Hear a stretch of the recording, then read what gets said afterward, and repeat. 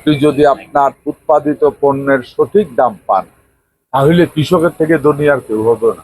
কৃষি, মৎস্য ও প্রাণী সম্পদ মন্ত্রী মোহাম্মদ আমিনুর রশিদ এমপি হই, কৃষক যদি তার উৎপাদিত পণ্যের ন্যায্য দাম পায় তাহলে দুনিয়ার কৃষকের চাইতে ধনী কেউ নয়।